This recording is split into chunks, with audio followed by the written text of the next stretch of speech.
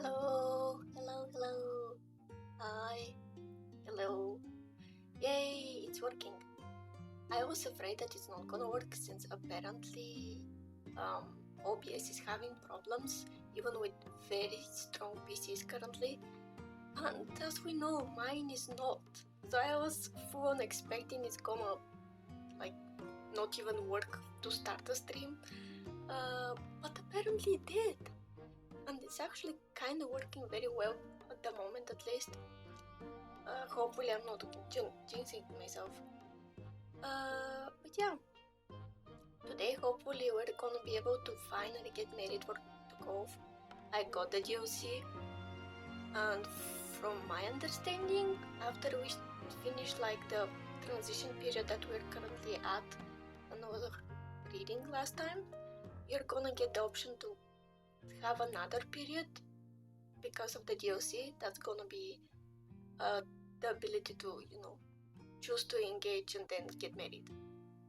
But yeah, I'm still not sure what we're gonna do tomorrow. We're gonna see. Maybe I'm gonna try to play the game like the night of full moon, and if it doesn't work, I'm just gonna invite some people to just chat with me if they can and want. We're gonna see. But yeah, I hope you're comfy and everything is okay for you guys. Also, I hope that it's not as hot as it's here, and I'm currently avoiding putting my air conditioning on because it can't be heard on stream even if you actually have a mic that is good, and I don't have mic. So if I put my air conditioning, I bet that you guys gonna hear it a lot. Yeah, but we're streaming for 2 hours, 3 hours, so it's not that bad. The problem is if we try to sleep.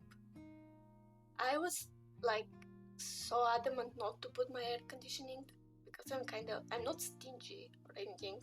I'm okay paying for stuff that I need, but I was it's not that hot, you can't sleep without it. But I just couldn't. I even changed the rooms and went to another room that is dark and a bit colder than mine, and I still couldn't sleep. So I ended up having to put the air conditioning, and 2 minutes after I was out, I was sleeping. I'm so much a night person, or so much cold weather person. I like going around just with shirt and ripped jeans and everything. But I do that even when it's cold. So now it's waiting for 3 months or so till we enter autumn again. I'm not happy. By the way, we have good news. Another person is kinda going to collab with me. Not the next week, but the week after. Next week we have collab with Beck. And hopefully Jackbox. My people are kinda doing the Jackbox basically 4 AM for me. I'm gonna try to join, I don't mind joining, just, I have to be quiet because of the place where I am. But I'm gonna do my best to join. And the week after that, we have kind of surprising collab of somebody who turns out is my lurker, and I didn't know. I was so surprised and also kind of honored because what, you think that I'm doing something nice? What? Oh god. But yeah. Yay! Let me drink water. I haven't even started reading and I already need water.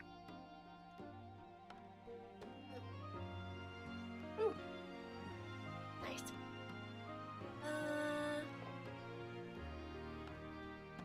Also, I'm debating or maybe making a drawing stream, but as you know guys, to set up my stuff for art is kind of hard since I draw on my phone and I have to kind of project the screen from my phone to my PC and then project that on my OBS. It's it's kind of long road, and obviously you see the colors a bit iffy because colors tend to do that. Like, for example, if I create something on my phone and then post it on Twitter, it ends up looking a bit different.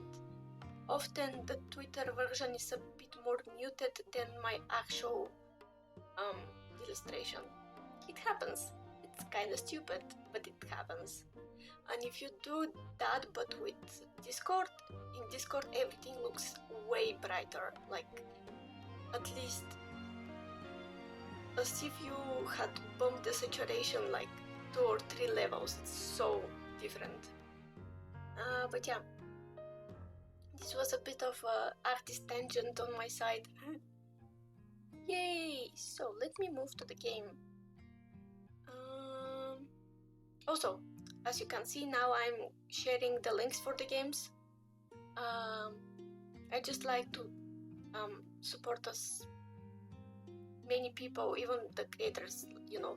Obviously they have people that know about the game, but you know, most of that I play are kind of obscure in the large scale. So if you like the game and want to play it for yourself, there are tons of DLCs you can purchase that I didn't play. So you can basically experience second game in a sense. Like, from what I'm aware of, the Baxter DLC is basically the whole game again, but with Baxter. Like, you follow him from childhood. So essentially it's game in a game. So yeah, let me move while I'm babbling here. Also, look at that, I'm moving so well today. Till I decide to open the game and it starts lagging, which we know that it happens, but for now you see me move my mouth pretty accurately too. Also, last thing before I jump to the game screen. For people watching this as VOD, or if you're in my Discord and you know, you can comment on that too. Would you like me to do something like a subathon? Although, like, it's not even subathon because I don't have affiliate, but like,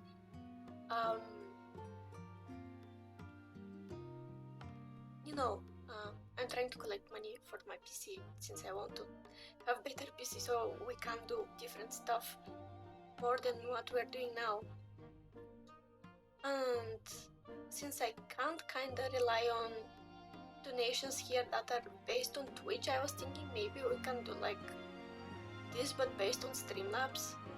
Like, very long stream, one day I just sit and stream all day different stuff that I can't stream or just watch stuff. And yeah, something like that. I don't know, I'm very limited because I can't play many games. And also maybe my PC is gonna crash several times, but I want to try to do something like that. Hello, we're here!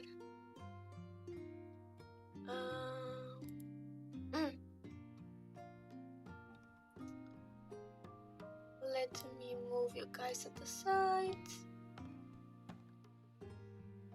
And kill my BGM. Okay. So it should be fine. I think things should be fine now. I hope I am not awfully loud or unable to be heard, because it's either one of those.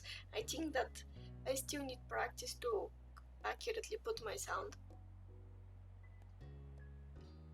Wait for me to change to actual mic and have to I can't speak. Relearn everything again. I think this should be fine, probably. If you have any problem with the sound, please don't worry and just tell me in chat. I'm gonna try to fix it.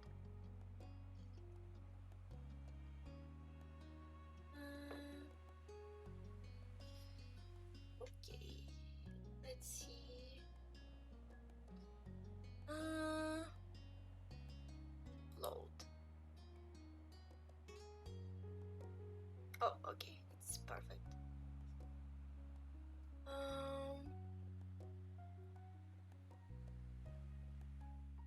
Let me move at the side so I can read it.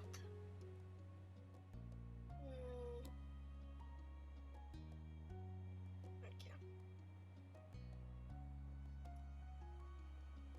Cozy time! By the way, I can't believe that we're almost near 230 people. I never expected that number is ever gonna show us like followers, and also YouTube kinda popped off recently.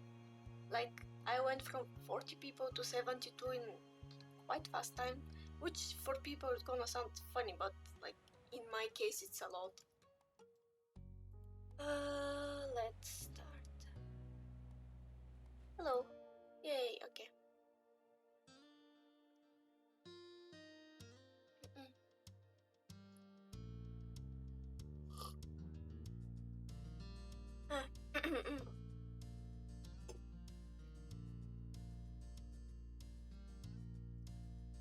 The car rumbled down the highway. You had started to zone out when a truck in the left lane loudly zoomed past. Your driver didn't remark on it. Just like anything else this trip, you went back to staring out at the window, letting the scenery pass you by.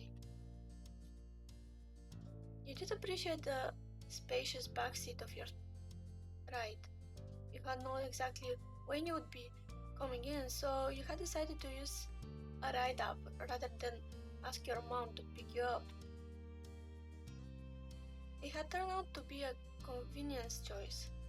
You looked forward to surprising your parents at the door. You smiled at the thought of their faces lighting up. Luckily, this hadn't been that big of a trip for you. You lived close enough that the travel hadn't turned into a big production. However, that didn't make the occasion mundane. For once, your moms had decided to have a modest celebration dinner for their anniversary. Unlike when you were growing up and they preferred not to make a big deal out of it, this year they were comfortable having a party. As time went on, they had found being the center of attention easier to handle. You were happy to see it. With this going on, there was no way that either you or Liz would miss your mom's anniversary. Both of you made plans to come back home for it. You didn't hear from Liz about her exact schedule, but you hadn't shared your either. It reminded you of when you were kids and both knew to show up for dinner but didn't keep each other in the loop for each other's pre-dinner plans. This was the same concept after all. Some things stayed the same, and yet it was definitely different from when you would see your sister every day and knew sort of what she was doing anyway, from osmosis. Today you had no idea. Things were always changing. You mused on how at times it was hard to believe you didn't live with your parents anymore, and yet you also couldn't imagine going back and living as a kid under their roofs. Yeah, because we now are living with our boyfriend. Hopefully our fiance soon. I hope. I really hope we get engaged. Oh god. The rest of the drive flew by. Your silent driver provided a smooth ride. No sharp turns or hard stops just towed you out of your own head. Your thoughts turned from introspective to observant. The landscape passing by became more and more familiar. You frequently recognized the landmarks that dotted the area. A grin came to your face as you passed the now entering sign for Sunset Bird. Excitement built within you. You were really here. You were doing this. Your driver turned off on a street, and you realized that their map program was taking you to the way home that Ma preferred. You usually would have used the other side street to pass by the beach. In no time at all, the car had gone through the whole town and pulled in front of Mom's condo. The car slowed to a stop and parked. With the buzz of the highway gone, you realized that you could hear the familiar sounds of waves. The air smelled like salt and the rush of childhood memories flooded back. You started to gather your things and humming to yourself once more about how happy your moms would be to see you. After that, you'd notify everyone else that you'd made the trip safety. You put over your suitcase from the other seat and yanked out your bag from down near your feet. Tap tap. You startled at the sudden sound of tapping on the glass. It caused you to pause. Did you really hear what you thought you did? You weren't certainly sure because you soon heard something else. The window of the opposite side of the car rolling down. It confused you until you put it together that despite the driver's silence, you weren't actually alone in the car. The driver must have pressed the button. Someone had to be there. You turned your head to face the now open window. Oh my god, wait, he's there? Why he's there? Did he went home earlier than us? What the hell just happened? Also, he's so cute, oh my god.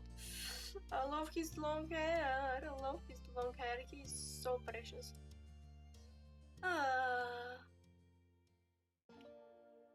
There he was, leaning his arms across the window, your beloved Cove Holden. He beamed at you with one of his precious open smiles. Hey Zero. What a surprise this is. I didn't expect to see you in this neighborhood. Don't be so cocky, you idiot. Jesus. Dude, don't act like we don't live together, bruh. Why he's there before us when we actually live together? What? Oh my god, I want to smack him. Also, you look so good here.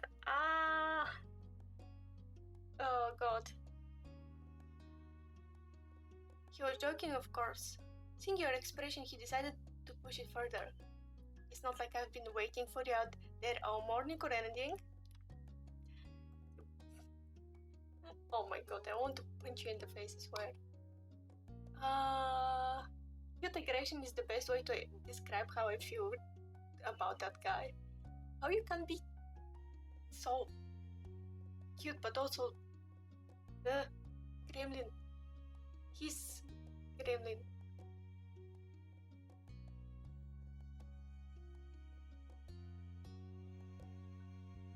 Wow, that you screamed excitedly is way too not my vibe. Yeah, I think just saying cough is kinda me, because I basically did that. Cough! At the sound of his name, he burst out laughing and grinned whiningly. He then gripped the top of the car door and pushed half of his torso through the opening. That was enough to make the driver break their silence with a sharp "Hey!" Look at him! Look how cute he is! Look at him! Look at him! Look his glasses and his long hair. His hair became longer and longer. With each step, we let him grow out his hair, and now he has probably longer hair than his father, which is so funny to me. But he suits it so much. Though maybe it's kinda uncomfortable since he likes to surf. Imagine having to keep that hair okay with surfing so often. Cove did not seem to notice and continued climbing in through the window. He pushed one hand down into the middle seat to prop his dangling body up. Dude, you're like 180 tall, don't do that. By the way, for people who don't know, last time when we moved from our young adulthood to kind of adulthood slash we're gonna get married soon chapter, they gave us again to decide how you were gonna act, because you can't decide you to be the one initiating any romantic action. You can't decide it to be like you both to do it. Like he will need you to start something, but he will continue. And the last one is him being fully on his own. Like he can do whatever the heck he wants. And I decided to allow that and see what's gonna happen, which gonna mean that I'm gonna die. You may or may not know, but I'm a really shy person actually. And he can be so romantic, which basically smacks me through my head like a car. We're gonna survive. We're gonna survive. He used his other hand to caress your cheek as he leaned in as close as he could. Cove, don't break the window, please. I missed you. Oh, not gonna survive this part of the game. Oh my god. I wish I had toggle to make myself look shy, because I am like tomato currently.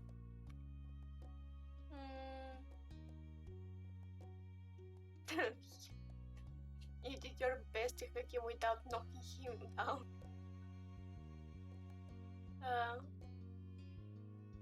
Oh, that's so romantic though. You covered his hand with yours. Oh, so cute. Oh, I want that. Like there is the option to kiss him, but I just find this so cute. Your position didn't quite allow for you to hold his hand, but you enjoyed the touch all the same. Meanwhile, you noticed that Cole's had started to shake. His balancing act was becoming highly unstable. You saw his arm wobble and wondered if he'd have an accidental dive onto your back. That's so cute. Can dive onto your back. Oh god. Boy, the difference in our height is so funny, because he's almost 180 in centimeters, which I have no idea how much in feet is that. But I'm like literally 40 centimeters, 30-40 centimeters shorter than him. It's so funny.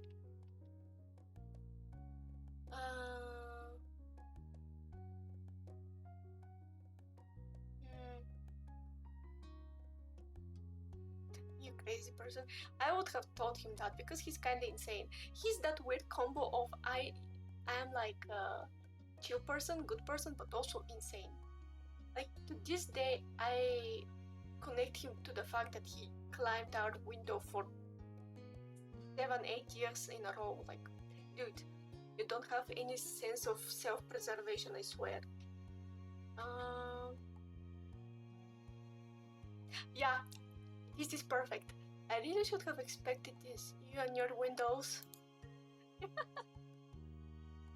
promise this was unplanned. I know, still, doesn't make a difference. Cove's mouth turned awkward as his arm started to bend lower, causing his body to slide downwards. With it, he turned his head to the driver. Sorry, I'm always causing trouble in this neighborhood. Dude, what? Why you? Cove shifted around some more and squirmed back the way he came. After he had successfully pushed off the window and landed on the pavement with a thumb, you opened your car door. You threaded your arms through the various straps of your bags and climbed out. Cove took a few long strides around the back of the car and quickly made you at your side. Look at him. Look at him. He is so cute. He's so adorable. He kinda reminds me of his father. Especially when he grew up, I figured that you can actually make his body type a bit different, and so I let him become lanky instead of being bulky because it somehow didn't strike me as somebody who is very big. Like, he's tall, but he's not big. And I didn't know that I can change that to the last part. So I was like, yay! Now we are not kind of buff, we're just, fit. Since he swims and does stuff like that a lot.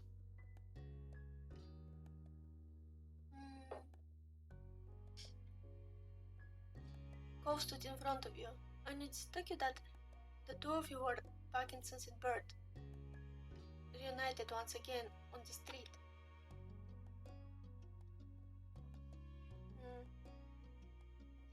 How I'm gonna ruffle his hair? He's so tall.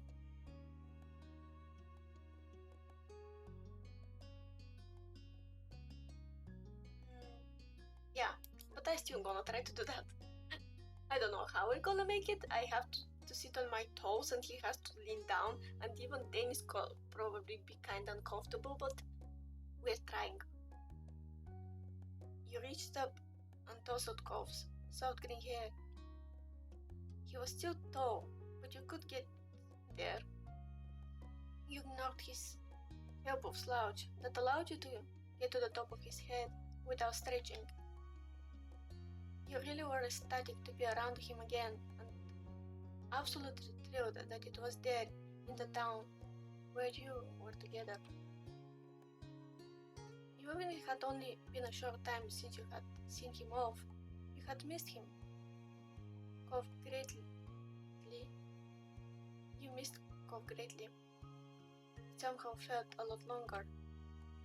Given you different schedules and travel availabilities, it had worked out better for Cove to head out to Sunset Bird first. He only arrived the evening before, however, and secured the hotel room. Oh yeah! He's actually not staying with his parents, most likely. So we do live together. For a second thought that did I choose the wrong thing? But no, we just headed out from our apartment in different times. Until now you had never had to deal with that inconvenience of being in a tourist heavy area. It was fine to get a place to stay close by during the heat of the summer vacation season. Living without him at your place was strange. Cove was basically a part of you at this point. You are glad to feel well again. Oh my god. I love this story so much, I swear. Oh. You idly shifted your luggage. Then it struck you that you were short on. You got out in such a hurry it was left behind you. You reached back into the car to pull it out. Cove stood aside as you made a dash for the door. You shouldered the small bag and felt relieved that you would be able to brush your teeth tonight. Oh, it's like a bag with toiletries and whatnot. Got everything this time? You stood up straight. Everything truly gathered up and out of the car. You gave the backseat one last glance and then nodded. Cove shut the car door after you had moved out the way. The two of you stepped off the street to give the driver some room. Cove waved. Sorry again. The driver said nothing and drove off. That driver sounds kinda cold, but also I'm glad that it didn't become something big. With the road clear, you let your gaze drift across the neighborhood that you had known forever. It was such a small place to spend so many days. You were flooded with memories of going up and down the street during every stage of your life. Being a little kid, following your big sister to the playground, becoming a teen and staying out later, and growing into an adult who left their parents' house behind to be independent. You could feel the summer sun on your skin from all the times you headed out to the beach. You saw the same surroundings that you as young adult did when leaving home. It was hard to quantify the amount of history you had here, and now you were back. Despite taking in the neighborhood again, you never lost awareness of Kov's presence. From the corner of your eye, seeing him there was a very familiar sight as well. So many of your memories included him. Your mind drifted from the neighborhood itself to the person who used to live there. You couldn't help the feeling of nostalgia. You still remembered his face, his voice, the scar on his arm from days long gone. He had changed so much since you had first met, yet even with those changes, he was always recognizable. He was familiar like the sky was, in the way you knew the sea. Every day, they may appear different, but they're still an exchangeable part of life. It was the world, with help from Mr. Holden's and his ill-thought $20 bill, that brought you together to begin with. But the two of you had chosen each other.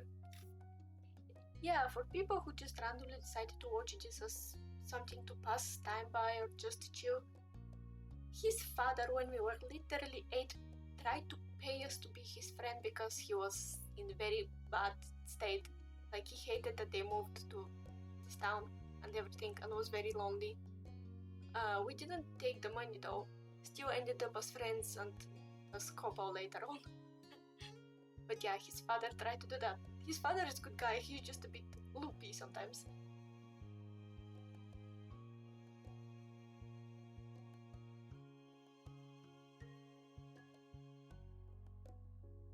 You had never let your interactions fade. You had decided to nurture your relationship into what it was. And you would continue to keep Kov close into all the rest of your adult years. Kov was the partner you wanted for life. You couldn't be more grateful to call him your boyfriend. It would be impossible to imagine life without him. Kov noticed you staring at him after a while and smiled with his eyebrows rising in curiosity. He was very transparent in his question if there was something you wanted to say. You shook your head and returned him a soft expression. You'd let yourself get carried away in the tide of memories, but now it was the time to focus on the present. Ready to see my mom's? Kov nodded and then pointed at all your luggage bundled around your legs. Can I help with any of that? Of course you can help.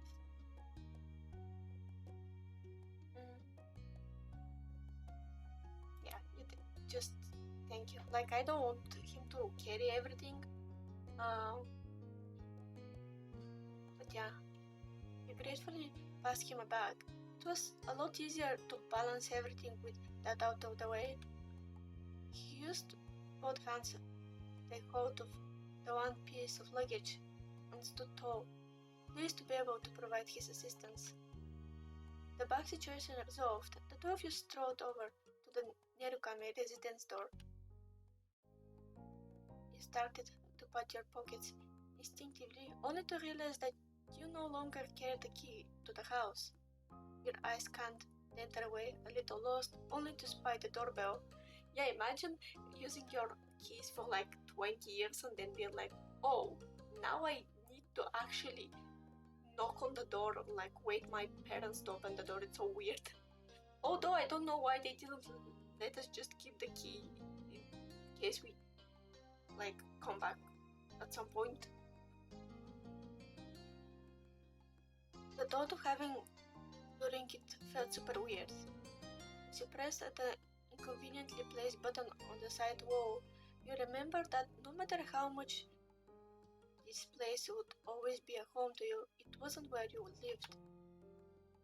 Being back here was like putting on uniform after you quit the store where it came from. It had remained the same, but your circumstance had changed. Kov shifted on his feet awkwardly, obviously also thrown about. You being stuck out here, keyless. You heard muffled voices and shuffling around from inside. Your heartbeats speed up in anticipation. The door swung open, and there was your mom's smiling face. She was immediately brightened at seeing you standing there. Look at her! She's so beautiful! Hello, Mom. Well. Mom twisted her head back and gave a shout down the hill. Lonnie, guess who was here? There were more distant noises. No doubt Ma getting up from whatever she was to come see. Her high-spirited words rang out clearly. I hope it's one of my children. Mom snickered, still holding the door only half open to hide you for a little longer. Cough flushed as it suddenly realized that he was going to be present for your mom's enthusiastic welcoming of you. Your smile to reassure him that he wasn't intruding. I finally reached the door and peered over Mom's shoulder. Oh my god, look at her! What? Our moms age and get prettier. What the hell? Look at her. She's so beautiful. What? It is. Hello, Zero. She gave you once over, putting the top of your shoulders and moving down the sides of your arms before she nodded in satisfaction that you were in one piece. How sweet. He's so wonderful surprise. Ma inclined her head. Called next, not leaving him out either. Hello, sweetie. You could have one of my kids at this point anyway. I have double the surprise today. Yeah. Oh my god, it's so cute. I mean, our family basically raised us along with Cove's family, and they expected us to end up being together at the end anyway. So, this makes me so happy. I don't know. Oh, I can't wait to meet Terry and Miranda, because Terry came out as trans guy. Oh, I can't wait to see Terry. I hope we can see Terry. I just remembered that. You snorted at your mom's greeting. They never changed. Cove bashfully waved at them. He hadn't relaxed fully, but he had settled down at their welcome. Well, don't just stand out there. Come on in. Your mom moved aside and held the door open for you, gesturing for you to enter.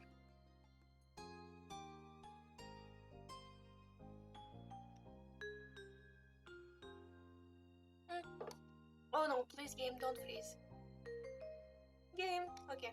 Let me save in case it tries to freeze again.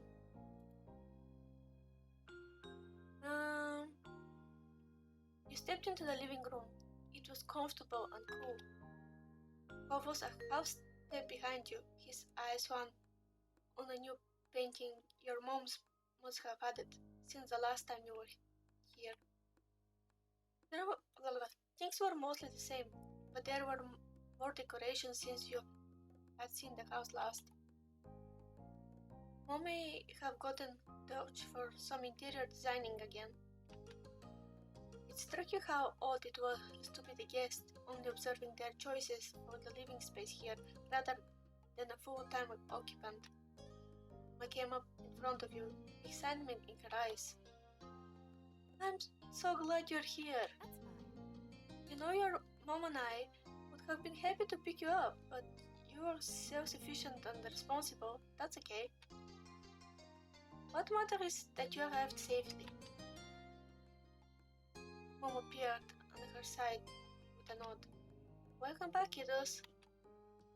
You appreciated that your parents respected you as an adult, even if Mom still called you a kiddo. You figured long ago that you'd always be her kiddo no matter how grown you became. It was part of all child deal with her.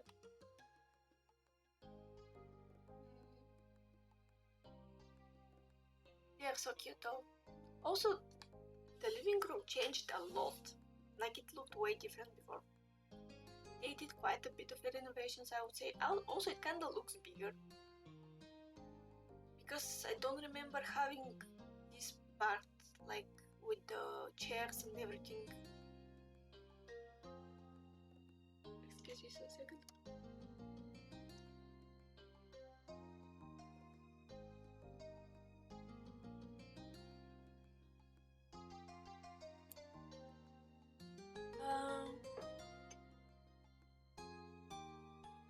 Yeah, I'm gonna give a hug.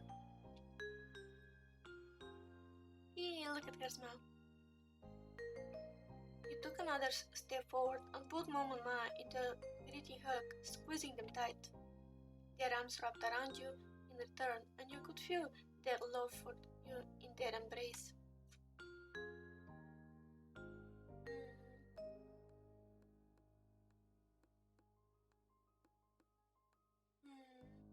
Yeah, just enjoy the moment.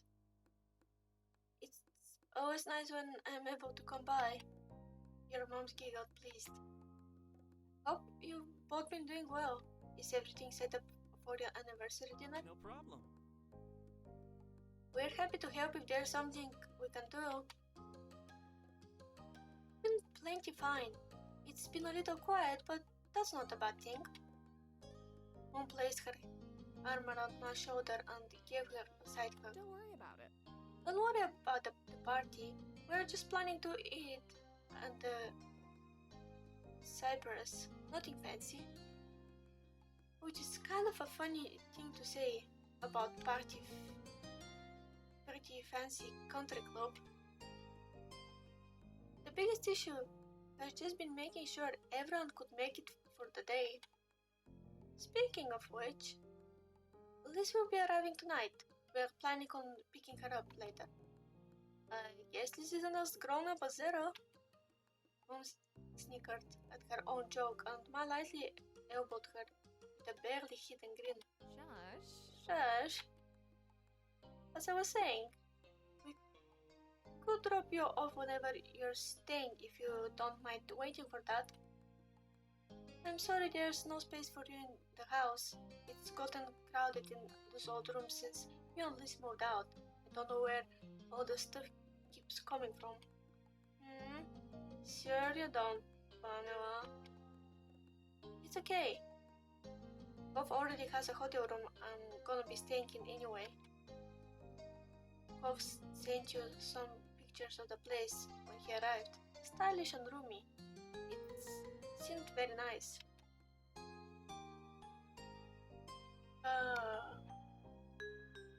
We're Kobo, what? Oh yeah, Cove had problems sleeping in the same bed as us for some time. He was too shy. Probably that's why they put that as an option. He claimed that the bed was comfortable, so you had your hopes up about that. Though mostly you were looking forward to having him next to you as you slept once again. Your mom smiled, relieved. Kara's already here, isn't she? She directed her question at Cove. He bobbled his head a bit to go along with his reply. Yeah, I heard she made it. She's gonna be staying with Dad while she's down. Oh? Have you gone over and said hello yet? Cove chuckled self-consciously. At this time, he shook his head. He raised an eyebrow since you had figured he would have taken the chance while waiting for you. Not yet. I should go and do that now. I just wanted Zero to be there too. Oh, for people who don't know, Kyra is his mom. His father and mother got divorced years back. Like that's why he was in this town with his father only. But they're fine now. His father and mother are kind of friends currently. Unless they got together again while we skipped the time.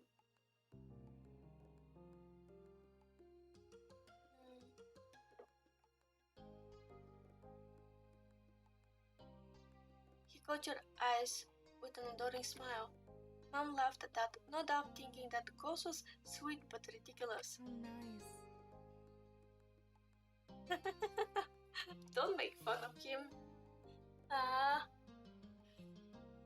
it's nice to know your priorities. Yeah. Kof awkwardly rubbed his arm and shifted to his feet, looking all too much like he did as a kid. So? Zero, do you want to go over to my house now? That's a good idea. You won't be leaving until late evening. You heard Ma. Let's go see your parents. Kof parked back up, excited once more. Parked back up. Well,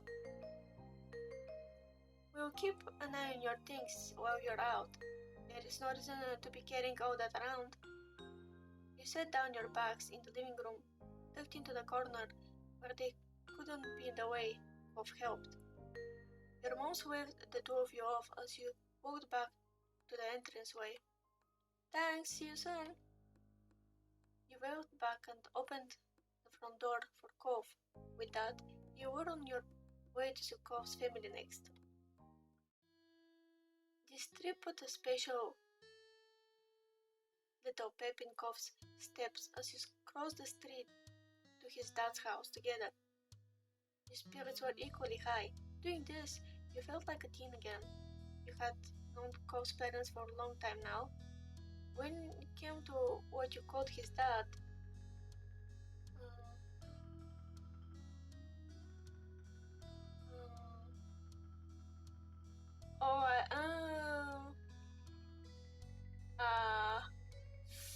Mr. Holden, I'm too used to that to change to Cliff. At this point, you couldn't imagine calling him anything else. Despite it being formal, it rolled out your tongue naturally. For his mom,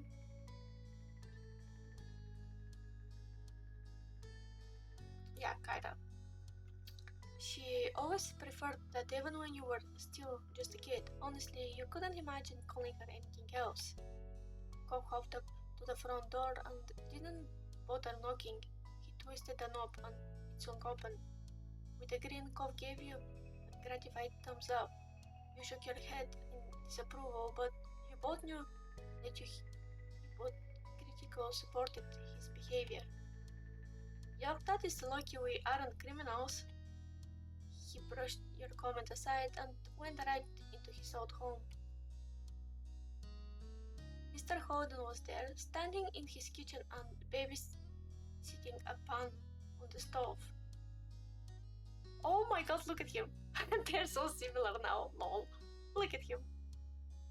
It's so funny. Oh my god, he's taller than his dad, I just realized that. His head turned on the sound of the footsteps, and he brightened instantly at the sight of you both. Kof matched his enthusiasm instantly. If it was anyone else, you would have thought he was lighting up with a childlike joy over seeing his dad again. But since you knew what Kof was actually like as a kid, you were aware that this level of happiness with Mr. Holden was definitely not equivalent to any childhood feelings of his. Dad! Kof! Mr. Holden graciously pushed what he was cooking on the different burner and flipped off the heat. He rushed over to you both. Kof leaned forward and met him halfway in a hug. Kof squished his eyes shut and held his dad in a tight hug, Mr. Holden soothingly rubbing his son's back. The more of an adult Kof became, the more he turned into big daddy's boy, it seems.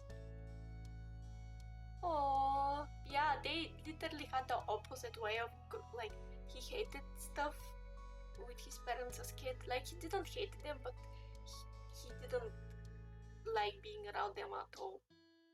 And the older he got, the more he started to like his parents.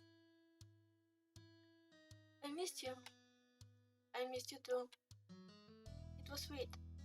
And teasing aside, it was wonderful to see them at this place in their relationship after years of struggling to connect. When the hook broke, Mr. Holden hooked an arm around his son's neck. He let out a deep laugh. I still can't believe you outgrew me. I really thought I had that on him after he graduated from high school, but Then he had to keep going. Chuckling, he shook his fist in mock anger. Kof ducked his head down and laughed in kind. Sorry, Dad. Kof's cheeks turned pink, and he averted his eyes. He was becoming bashful, so you knew he had more he wanted to say. Kof softly added, That's... But I was raised really well. Oh, I love them so much. Also, Mr. Holden being with straight up long hair without even making a bun. Dude, that hair is way too long. It's inconvenient. That expression instantly trembled with emotion. He sniffled. Coles put an arm around him too and tucked him to a side hug. He observed their little reunion fondly, happy to let them enjoy their moment. They were a perfect pair of sentimentality. Kof eventually turned his attention to you. Hey. Kof's dad. Oops. Hey Zero, so great to see you. He pulled away from Kof and approached you with a little wave. He was back to his cheery self.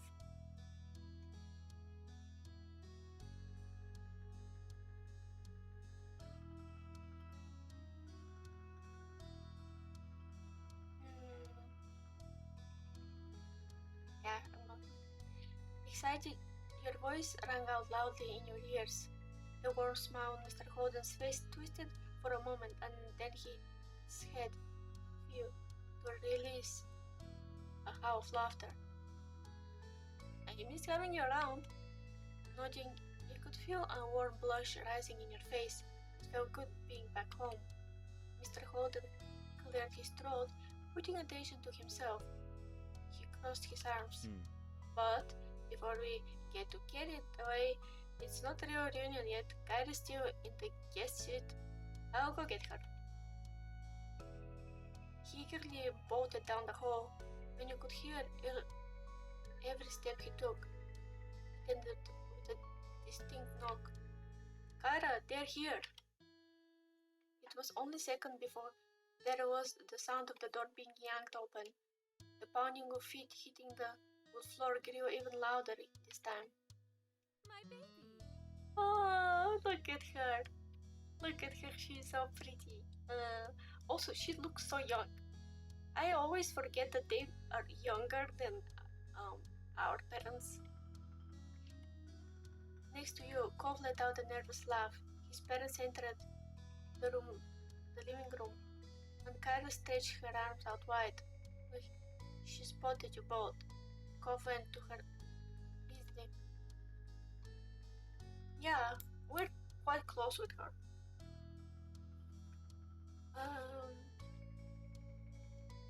Let me drink water.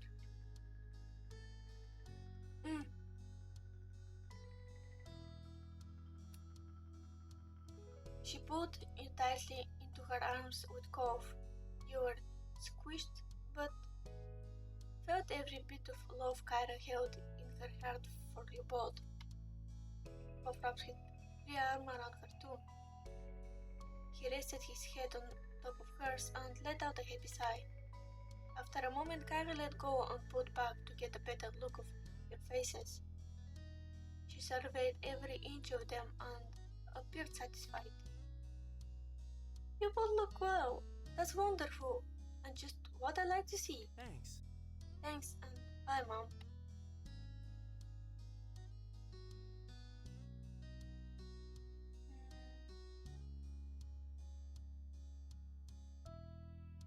Welcome back.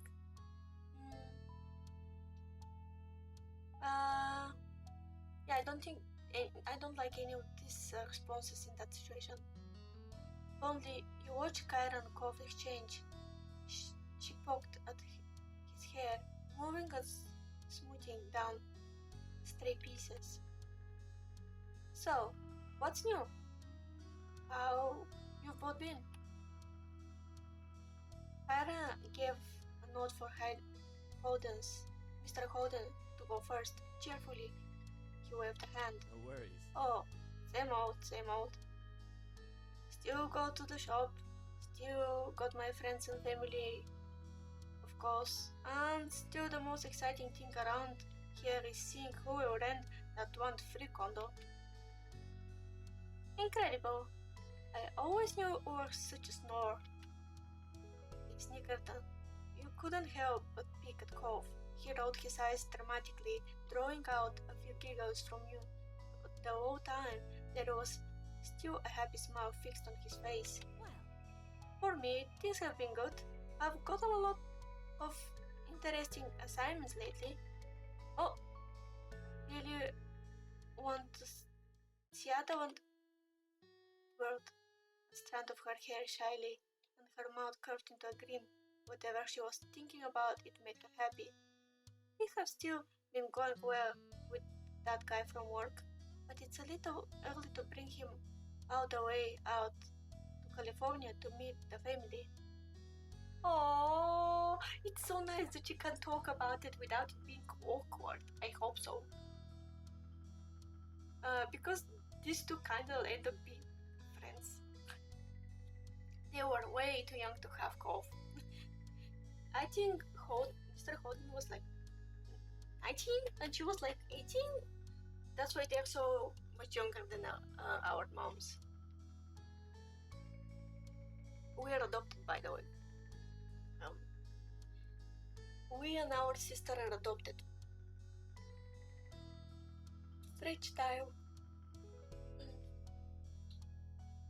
Okay. Cove crossed his arm. He and his dad nodded. It was clear she appreciated the acceptance for her two boys.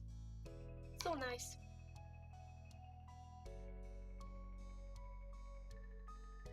Yep. You added the thumbs up to keep things light. Her smile widened gratefully for your gesture. So, that's us. Do you have plans for your first day back? The only thing I have to do is pick up Liz later tonight before we head back to our hotel room. great. Right? He suddenly looked over his shoulder, his eyebrows pushed together. I'm glad you were here, but I just remembered that I was in the middle of cooking something. Only a small cackle escaped you while you thought of the giant grin taking over your face. Meanwhile, Cove erupted into laughter that got his dad shaking his head. That's fine, Dad. Go salvage what you can. I think it'd be nice to explore the old neighborhood for a while. Anyway, since we got the time. Cove directed the last part to you as he spoke, hoping that you'd want to go with him. You nodded automatically. You were already looking forward to it. That's perfect idea. Makes sense. I think so too. You should go enjoy the day. I'll hang back here so I won't be third wheeler. And someone's gotta keep an eye on Cliff before he catches the whole kitchen on fire. Mom, you're not the third wheel. Cove stiffly stuck his arm against his side like a little child. A small smirk tugged on Kyra's mouth. She winked. You know what I mean. Oh my god, is he trying to actually propose now? Oh my god. I'll see you both later. Cheerily, Mr. Holden waved before going back to his cooking. Cove smiled warmly. Bye. Okay, bye. Bye. We'll see you soon.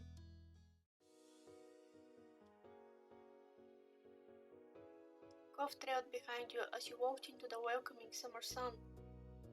He stopped, closing his eyes to stretch his arms in a warm rays. Satisfied, Cove gave you a bent smile and dropped down low to the ground. You knew that this was your chance at a piggyback ride. Cove silently waited for your answer. Excitement bubbled up in your chest. Cove always knew how to make you day even better. Yeah, we started kinda tradition at some point in our lives. I don't even remember when. I think when we became teens, that he was piggybacking us around constantly. So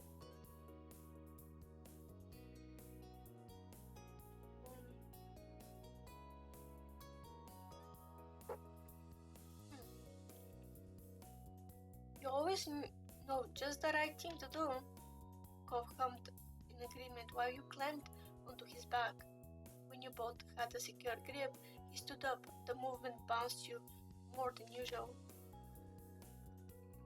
Chuckling into Kov's hair, you were pleased to enjoy another afternoon of your favorite mode of transportation. Under your hand, you could feel the vibration of laughter in Kov's chest.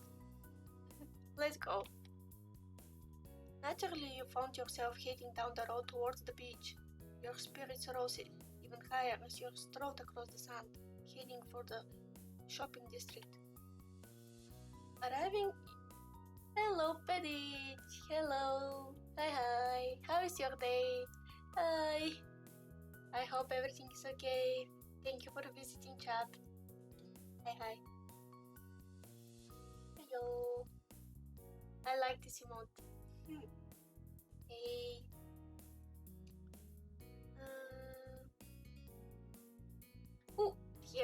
Here they are. They come a bit late, but you managed to send me a cut in my head. Let me use that as a way to have a break and drink a bit of water.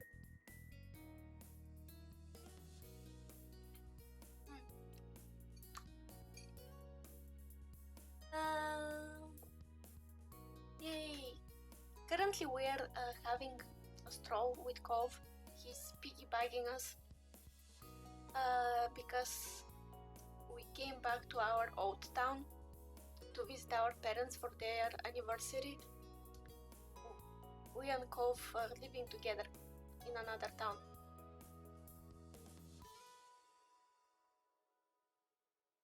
Please don't say that. No, they are my moms, so I can't risk them. It's nope. I know. But we're yeah, we're visiting our parents. They're gonna have anniversary, and the whole family is collecting from different places. I can't wait to see if we can meet some of our friends, because we had time skip and I want to see how they changed. But yeah, don't say that, it's so wrong, please. No.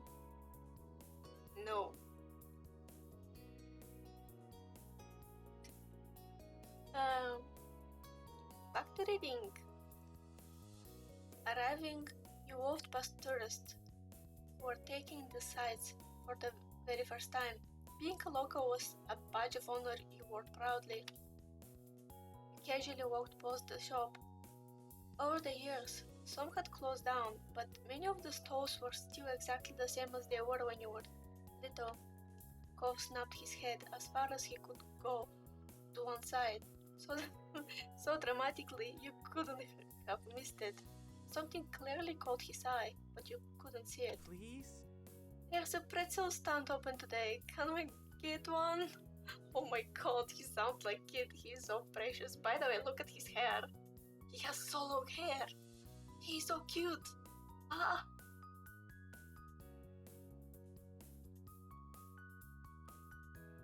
When his gaze found you again, he wore the biggest smile. He chuckled. Yes, we can. You've only thought about retracing your previous thoughts. Kov was beaming now. You're gonna get one of that comes with a little frosting up, aren't you? Yeah, I mean, he's a surfer. Like, he surfed all his life, and his work is like an organization that is saving up the ocean and clearing it up, so it's kind of fitting. Oh, he grew his hair like I let him grow his hair from his childhood till like now, which is he's 23 currently, and yeah, we are both 23 currently. In the story, which is kind of funny. But yeah, you missed him yanking his head through the window of the taxi that was bringing us home, because he went home earlier and he was just entering in the car through the window of the car, basically trying to hug us, and the driver was like, hey, what the fuck you're doing? Yeah. Thank you again for joining, and for the lurkers too, don't worry if you don't chat. I just enjoy seeing some people that decide to pop on in chat. We're gonna see what we're gonna do tomorrow. I still don't have certain plans because I'm afraid if I try to play the game that I want my... yeah, he's very silly. He's gremlin. He's gremlin, but adorable gremlin. I love him. That's right. After that, you both happily made your way over, being pulled in a faster by the delicious aroma of the stove. With that, you changed course to the pretzel stand for a snack break. Cove was very pleased by the morceau he picked up, and that was good to see. The sun arched across the sky as you went up and down the roads as a pair. By the time you returned to the beach, day was beginning to fade into night.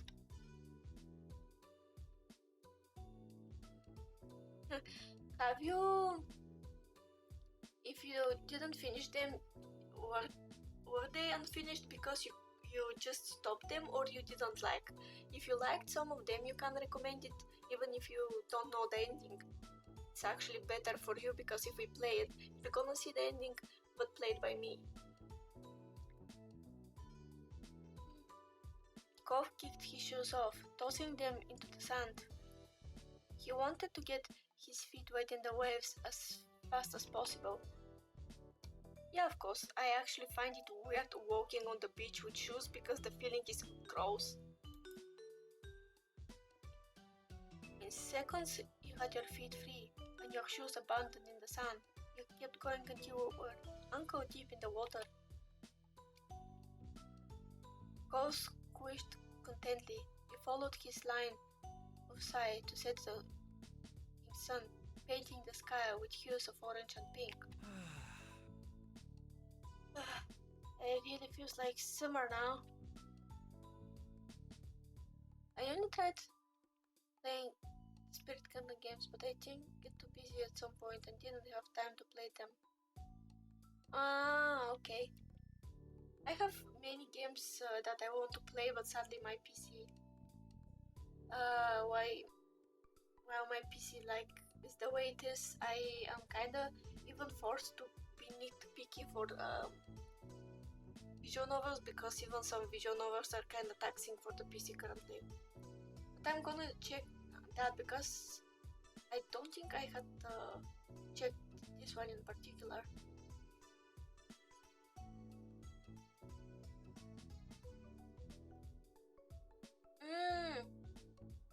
It's like with adult content. If it's like this, I don't think that I can stream it. Okay. The ghost stuff are okay, but the section... Though now with the new weight, which makes things I actually can't play it just will have to be labeled as 18 plus stream, which I don't mind. I'm gonna check. I like many stuff that are kinda way too dark for general public, so don't worry.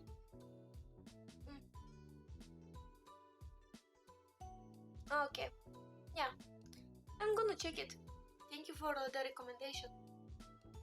Yeah, I mean, I'm so small and I'm not affiliated, so they can't ban me even if they wanted. They can't do anything.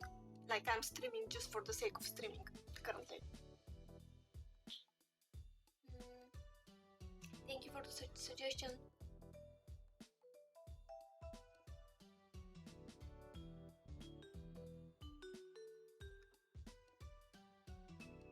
He wore a bent smile when he turned to you. The light illuminated it like a halo behind him, and the sight took your breath away. In fact, it's hard to think of anything that feels more perfectly summery than the moments exactly like this, being here at sunset in the sunset part like with you.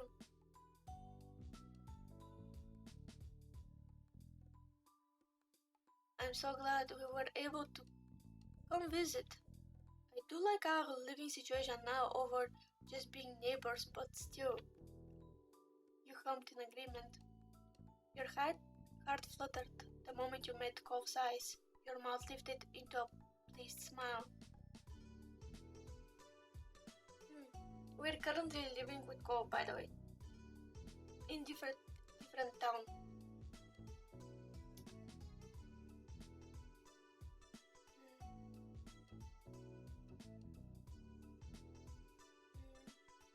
Yeah, I'm happy to. The last rays of sunshine glittered on the water, mesmerizing you. You couldn't help but feel like this was exactly where you both belonged right now. Cove murmured quietly, losing himself in his thoughts again. Shortly after, you saw his hand shoot down into the sand. He stood straight back up with a lopsided smile and got to work brushing the sand off his prize. You knew without a single word, Cove found a new shell for your collection. As you wandered down the beach, Cove followed at your side in comfortable silence. Your shadow stretched across the sand, like they were leading the way. The only noise you could hear were the soft footfalls of your feet and the wave gently rocking into the shore. For a moment in time, it felt like there were only the two of you in your own little world. Eventually, the bubble popped when you realized that your phone was going off. It was Ma, hoping that you were going to be back soon. Curious, Cove's eyes slid down to your phone. You let your hand fall back down to your side. You held the phone pressed against the palm of your hand. It's Ma. She wants to know when we will be there. Cove stretched the back of his neck and shook his head. His mouth twitched like he just had a funny thought. Dang, parents always trying to make us come home before it gets too dark. Yeah. Oh god.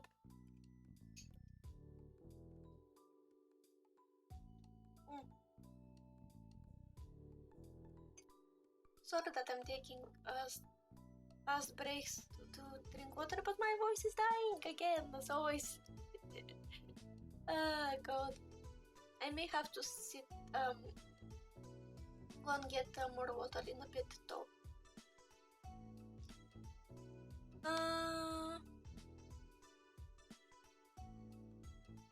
Yeah, then.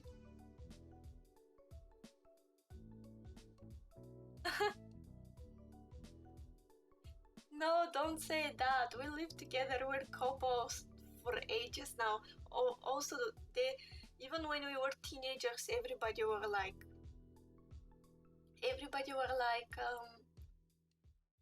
making fun on the fact that we obviously liked each other but didn't do anything about the question. Parents are such pain, no.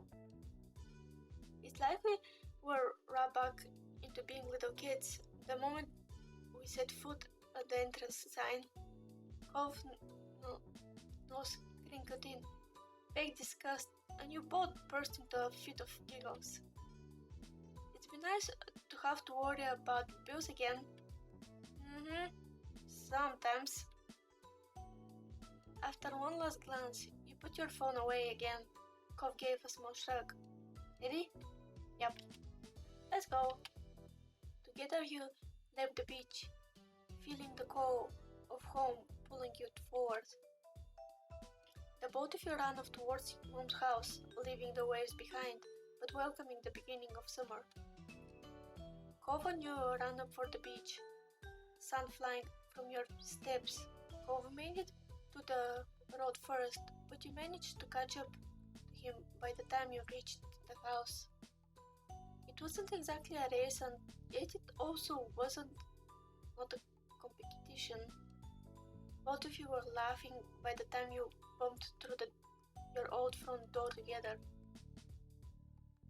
You inhaled deeply and shouted loud enough to be heard anywhere in the house. "We're here!" Your moms were seated in the living room. Their eyes sparkled as they looked on you in your light dusting of sand. Hello. "Welcome home." Mom leaned forward, eyebrows raised at your juggling entrance, sighed wistfully. Aww. "That brings back memories." Cove chuckled shyly as he stretched the back of his head. "I hope we're not too late."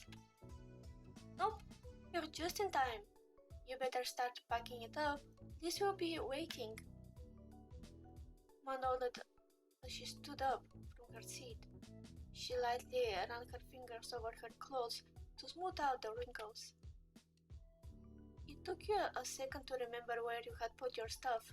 You needed to get it all in the car so you could get everything back to your hotel. "Can I help?" You shrugged and directed him to your bags. With Cove, your mom's, and yourself on the job, it only took one trip to the car to get everything.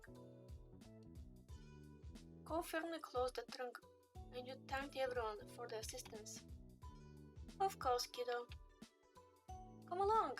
Here come family. Let's get in the car."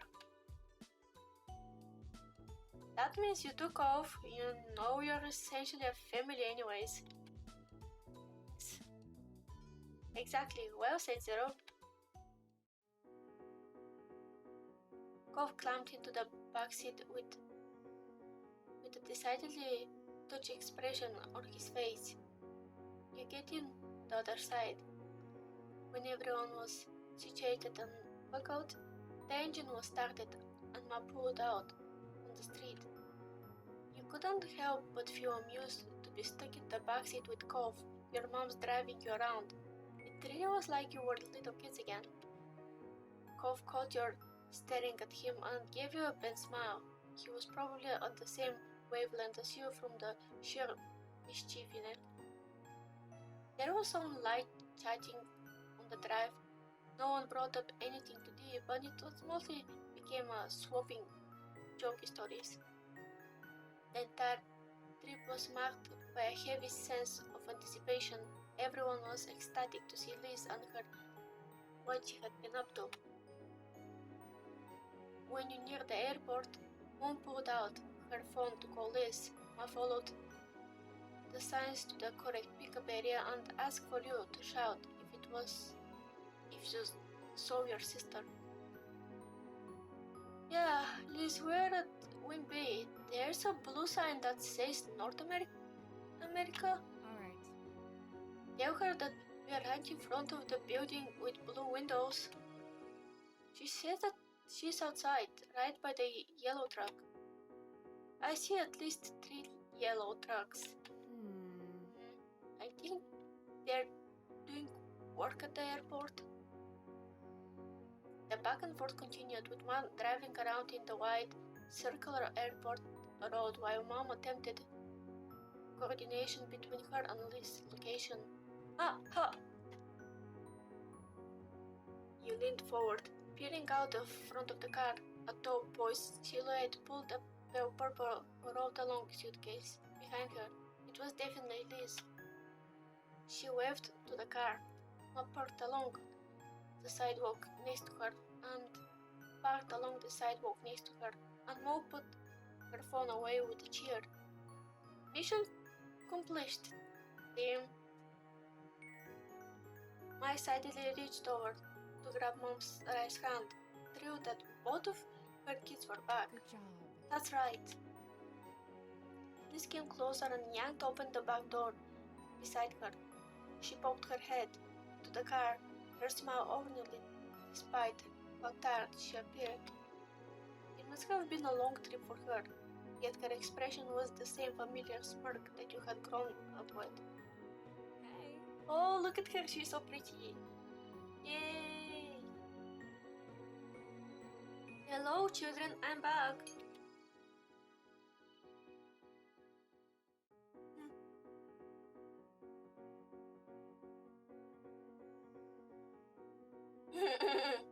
Yeah, sometimes it's so hot that you literally can't cook eggs over your car.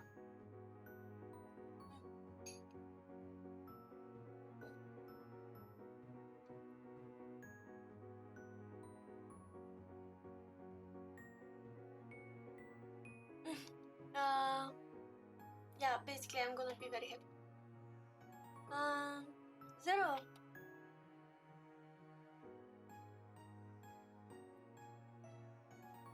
Oh god, I'm anticipating. Yeah, black cars.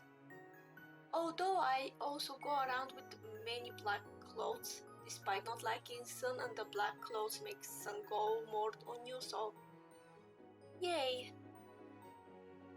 You quickly unbuckled and then launched yourself at your sister. She wrapped her arms around you and squeezed. Well, hi to you too, kiddo. Hello, sweetie. It's so nice that you're here. Hi, Elizabeth. He's making. He jokingly buffeted her. We are not children. Whatever you say, baby boy. She turned her gaze back to Mom's man. You really know how to make someone feel appreciated? Her spirit were high. You could tell she was just as happy to be here as everyone was to see her.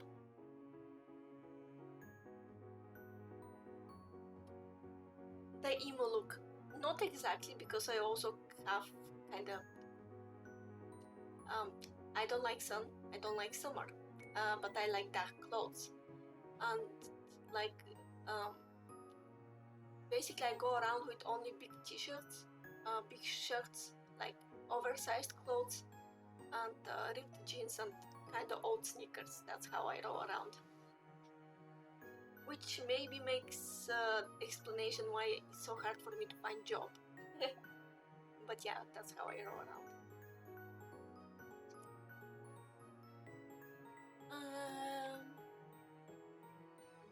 She left the door open but ducked out to walk around to the back of the car. She opened the trunk and lifted her luggage in. I'm gonna move your junk, Zero. I'll keep it front of my bag so you can get it later. I was dropping you off late first, right? Yeah, but that's not junk, it's important.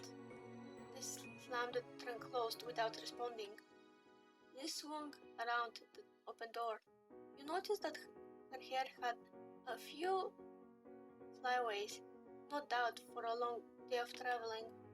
She leaned against the frame of the car, giving you and Cove a significant look. I am not sitting in the middle. I always have 5 hours of that nightmare on the flight. There's no way I'm getting in between the two of you. I mean, really, who would ever want to be the person pulling Cove Holden and Zero Narakami apart? She's so kind. Look at his face. Look at his face. Look at his face. Cove puffed up indignantly. Yet again, after her classic tease of your relationship, this continued along, but she didn't notice. So? I don't care how you decide with scooching. I figure you can fight it out somehow. Bob glanced over at you and shrugged. He unbuckled his seatbelt and moved to the middle.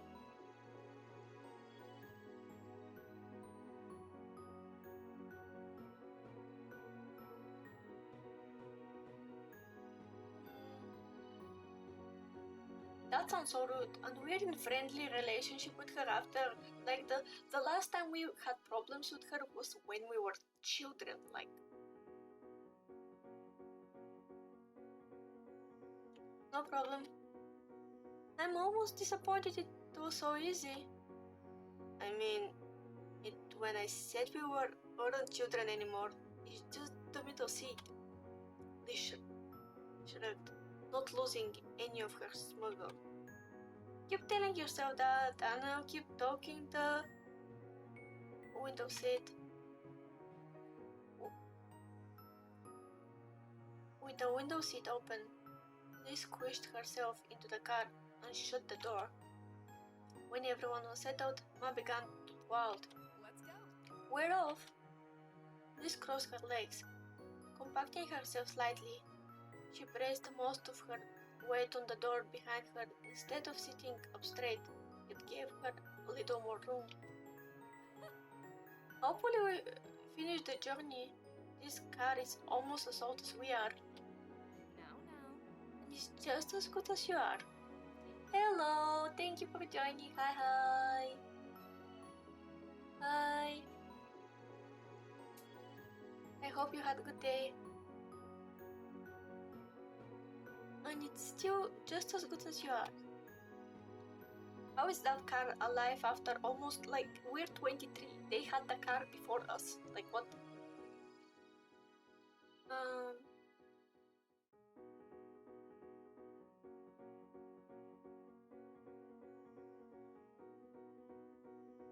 Yeah.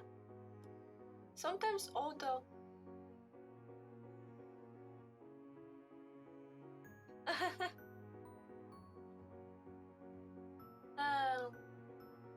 I mean, they're our parents. And Kyra is his mom.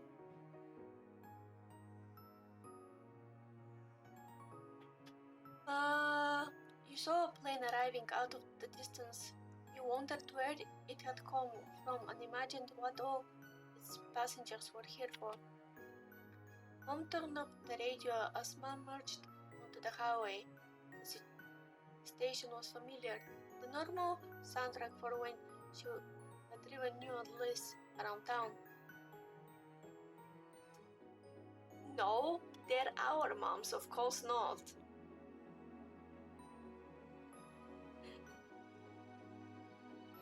Please, no.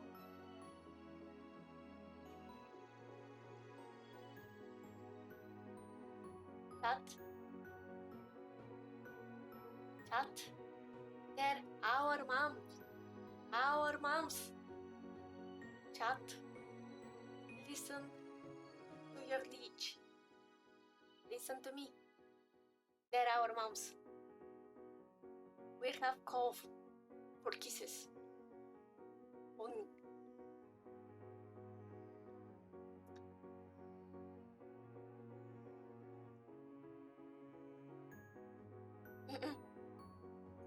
I need some more water.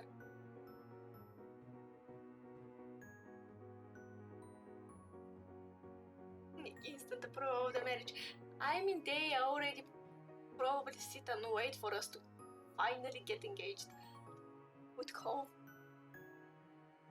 Liz bounced in her seat, enjoying the classic tune. The song would be old enough to vote at this point if it was a person. That was hard to believe. With Liz, the conversation livened up, despite it getting later in the night. I installed the DLC that allows us to get married to Cove. We're still just a couple, like he haven't proposed, neither do I, but now we have the option to make it happen. Yeah. It's gonna be so cute.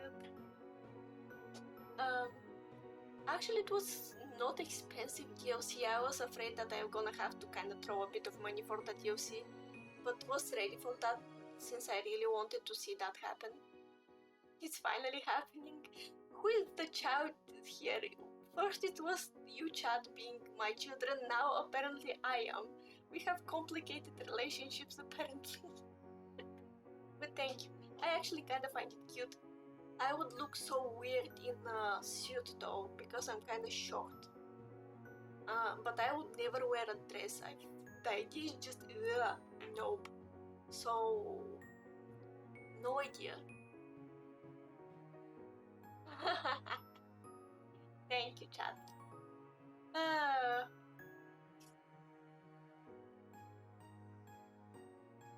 Welcome to the team then, because I have one too.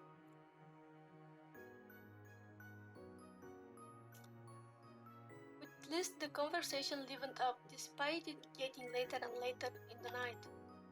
She told you all about her weekend, all the travels preparation she made. By the time she made it to the actual day of the travel itself, Liz started chuckling. On the plane, Liz has sat next to a couple of girls who had talked a lot about how well they could read people. Liz recounted their conversation with her in the hilarious details, as they had apparently tried to guess her occupation after only shaking her hand.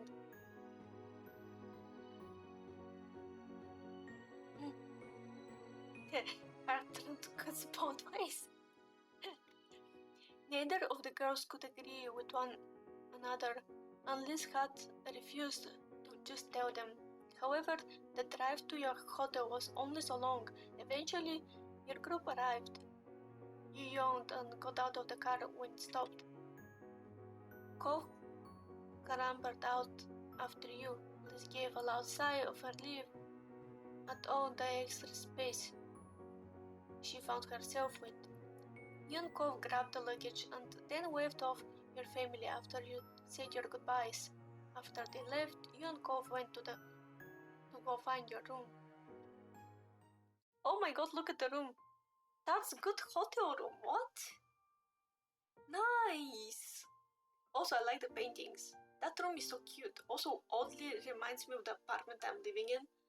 I like the colors of the blinds and the the paint on the walls is the same where I live. Like, my place is kind of milky white walls with a lot of orange. If he does, I allowed the game to make him very like, you could decide how much he can act on his own, and I let it be however he wants. So we may end up with me being embarrassed as fuck. We're gonna see. No, it doesn't. It's way better looking. Love hotels are kind of cheap and kind of posh looking, but in not very good way. Like, it doesn't look good. It just looks over the top. And this is just a regular hotel room, just a bit more fancy. About how I mean, generally it's a knowledge. Like, I haven't gotten into one. Don't worry, I'm single as fuck. Like, I literally have never had a partner in my life. But it's not like, they're kind of posh, but gross posh. I don't know how to explain it. Yeah, this is very cute room. I really like it. You scanned the keycard to unlock your hotel room. It sounded out of soft beep when you turned the handle of the door. The door cracked open, then you crammed your head in to take a look. The first thing you noticed was the large king-size bed in the middle of the room. It was prim, modern-looking space. It seemed clean and smelled faintly like a flower air freshener. A smile played on Cove's face as he watched you take in the space. The bed's nice, huh? Which one of us is gonna use it? Don't make that joke, Cove. Cove was very shy before to sleep on the same bed as us. And he's kinda gremlin who likes to make jokes about obvious stuff. Obviously, you don't mind now. We're living in the same apartment for like, what, 4 years? Man. Yeah, I'm single. I have, like, absolutely fully the singlest you can ever be. So yeah.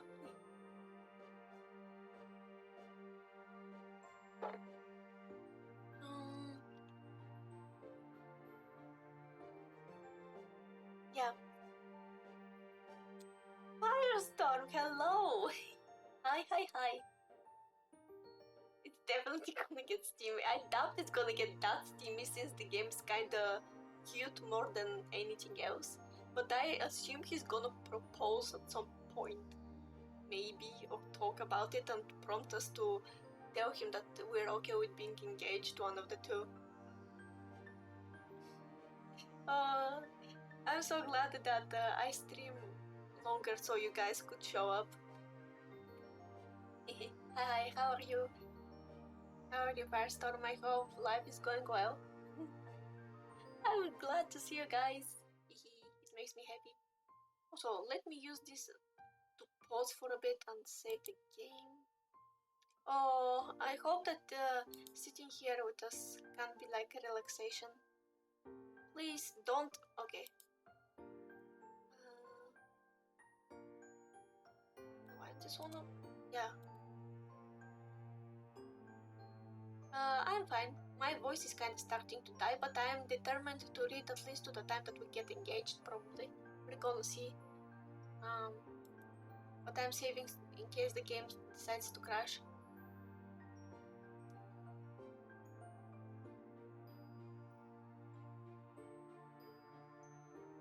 Oh, the way he's saying it. Yeah, it's cute. That was a joke. Can we please share the bed? Yes. I got a good hotel, didn't I? Yeah, you got a very good room. How? They live like we came back to our old place, like our old town, and the town is kind of vacation town. So how the hell he had the ability to get that good of a room in a place that is basically touristic? I'm low-key the last few days I'm working on stuff about the song cover and some other stuff. So you gonna get songs from me, but not in the like it's gonna take at least 1 more month to get anything. We have 2 planned for sure. Like till the end of the year, I will have 3 in total covers. Maybe we're gonna make stream where I just try to sing stuff. We're gonna see. My mic, or more like the fact that I don't have mic, makes it kind of not very good for attempts of singing, but we can roll with it.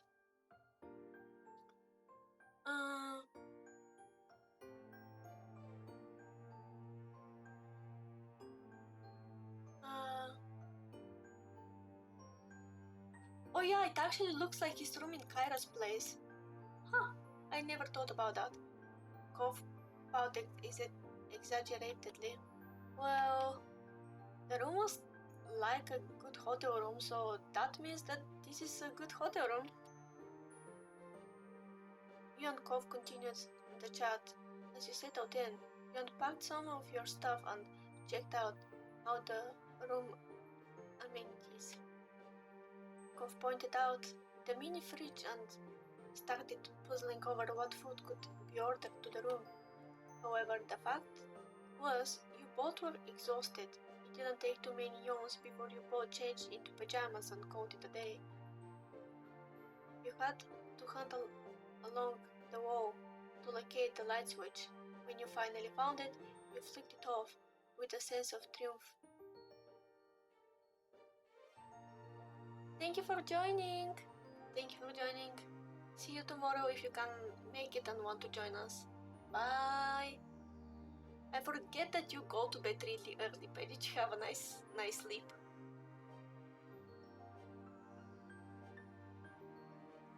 Oh, look at him, he's so cute. You turned your head over to Kov, who who stood behind you in the pajamas. He was cozy and comfortable, but the pieces didn't match. He never minded that. We should get some sleep. Cove smiled, a soft expression that was adorable. All right. Okay, let's go to sleep. Despite saying that it was bedtime, Cove took a step forward towards you. He wrapped his arm around your back and you leaned into his embrace. Then he lifted you off your feet. What? Speaking of that, I'm gonna get so shy about this. Save me, Chad. Chad, help. I need toggle that makes me shy, for the love of God. Why? Still not putting you down. Cove promptly dropped himself backwards. Did he just slam himself on the bed backwards with us in his hand? That's so fucking adorable. The both of you crashed onto the tight sheets on the hotel bed. He laughed the entire time. Cove bounced on the landing and absorbed most of the impact. You laid on his chest, feeling a little jostled. Yeah, I think that it's kind of trope for him to do stuff that are like, what? How that even came to your head? But it's very cute.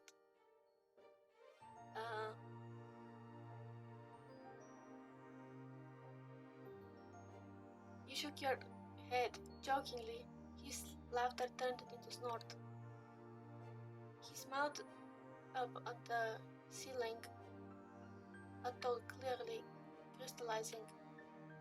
My dad used to do that kind of thing to me when I was little, sort of. Nostalgia was clear in his voice. It was a fond memory, and you felt something warm in your chest. You had a small noise of understanding that turned into a yawn. When Cove yawned in return, you put on the sheets until you were actually under the blankets.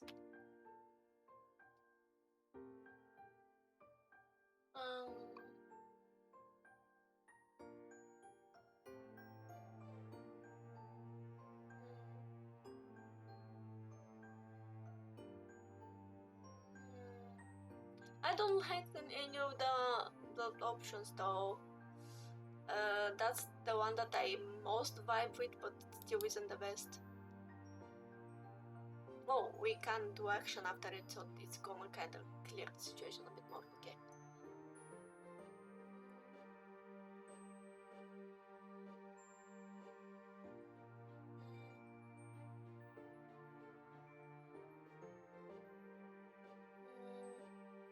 I find the kissing the nose very cute. Look at him. Ah, he's so cute.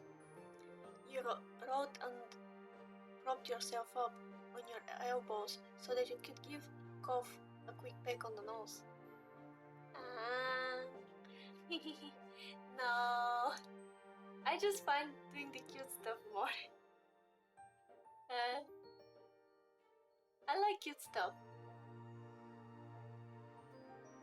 Disappointment in the firestorm.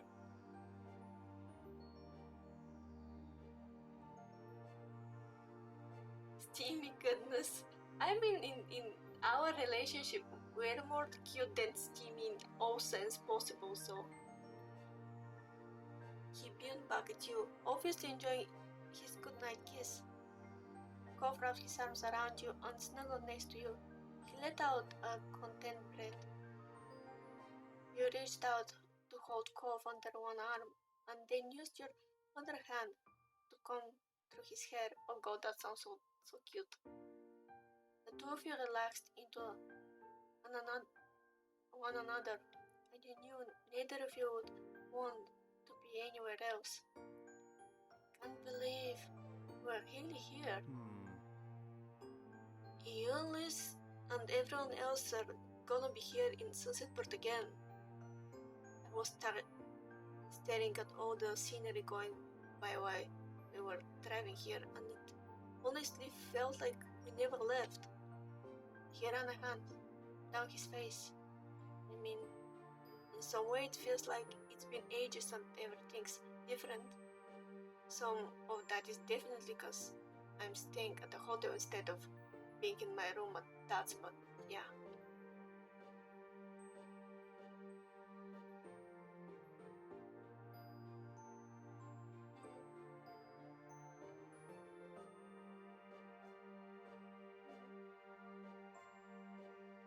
Yeah.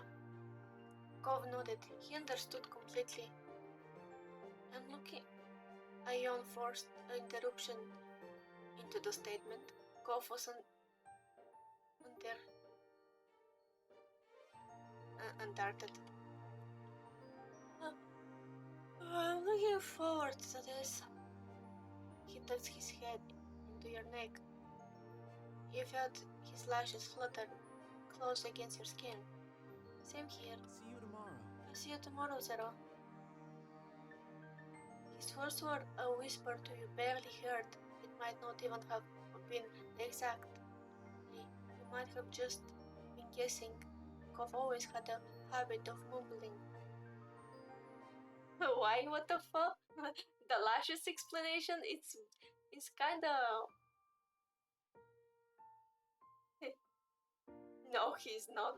The game is very pure and cute game, mainly based around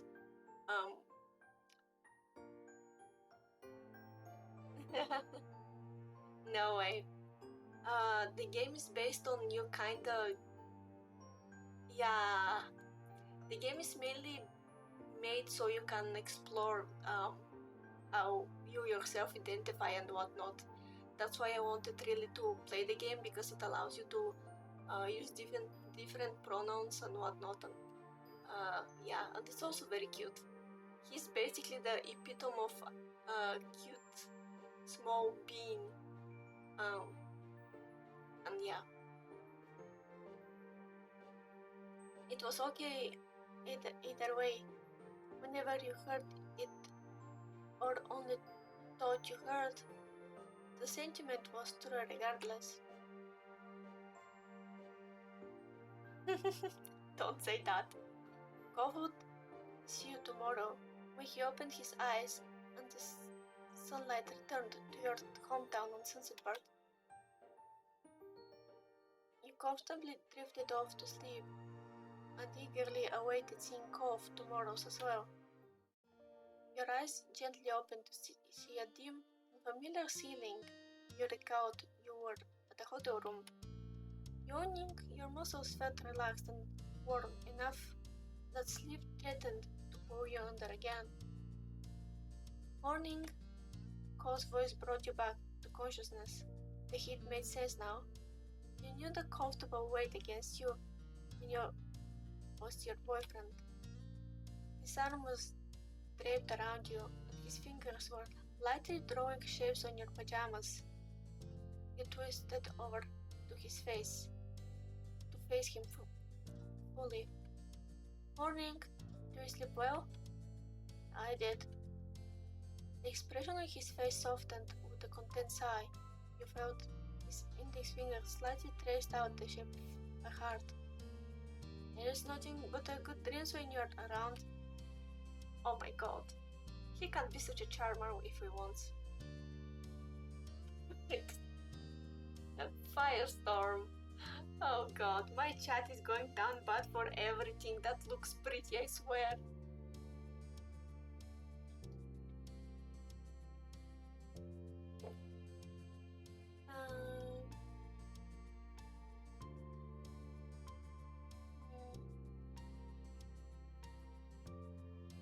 Pushing into him, you squished your face into his chest. The air knocked from Kovar's lungs came out in a light chuckle. Let me help you. Why my chat is flirting between each other every time? It's your parent is watching. Be careful.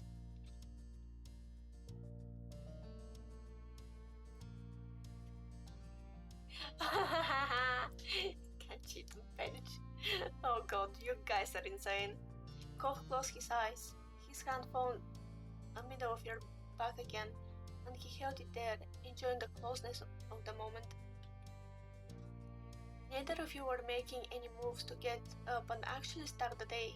It was sweet and comfortable to be wrapped up in cough. You couldn't dodge just a little while longer. Eventually, enough time flew by that there really weren't any minutes to spare. There were too many people waiting, so you both crawled out of the sheets together. Standing up, Cove took a few seconds to stretch. He glanced over at you with an animated expression. I'm really looking forward to your mom's anniversary dinner tonight. It's gonna be fun. I think so too. I mean, Well, trip is great actually. Being here with everybody is like having another chance at being a kid. We can do all the stuff we used to and all the things we never did but wanted to do. What the hell you mean? I always found this way of saying that very weird. It's very fun saying.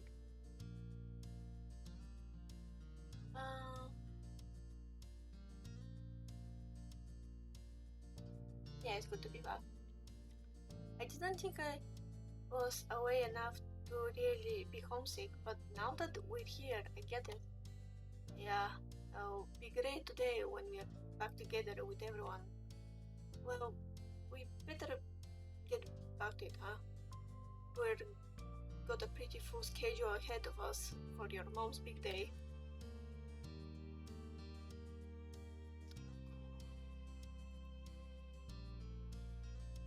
So much for being a kid, so many responsibilities. Allow me to save, please. I can't believe the game has so many save files. Maybe because so you can't change every time you want. But like, how many save files? They allow you to have save files of 40 pages. That's insane. What the hell? I didn't even know that there are so many. I expected 25 or something. I don't think seeing our friends recently counts as a responsibility, Zero. Fine, you got me there. Oh, okay, we're gonna see some of our friends. My voice is starting to die really bad, so I think that I'm gonna force myself to read for 15 more minutes, then talk a bit with you guys, just chatting, and close it for the day because I don't think that I will be able to read even decently in 10 or 15 more minutes. Just so you know.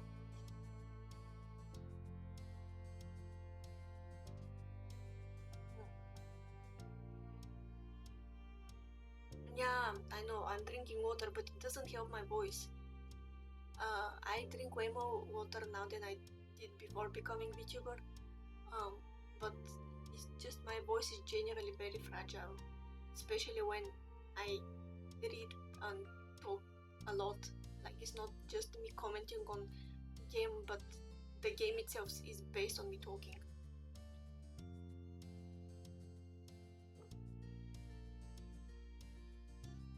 After that, you and Cove moved around each other, busily getting dressed and ready for the day. Light laughter and chatter filled the air the entire time. Bags were packed and phones were sought after. Yeah, I lose my stuff constantly. I wear glasses, and there were instances where I wonder where my glasses are, and they're on my eyes. But they're so light that I don't feel them.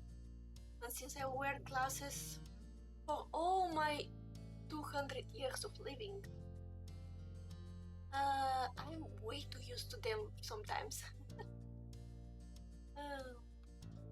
So I'm gonna do that. I like tossing people stuff that they forgot were there. Cove caught it with a noisy slap in between his two hands. He stared over at you with a wide eyes, shrinking. He tried not to grin, but it was a losing battle. Remind me to remind you not to do that this again. I'll walk over to get it next time. Where did it steal? He wiped off the phone screen on his shirt. You chuckled in agreement, knowing full well that you both would likely forget and play catch with the phones again at some point later. There was nothing else stopping either of you now. In minutes you were hopping into a ride and heading back to the neighborhood. It was another beautiful summer day in Sunset Bird. You couldn't resist rolling the window down, so you could absorb it all during the drive.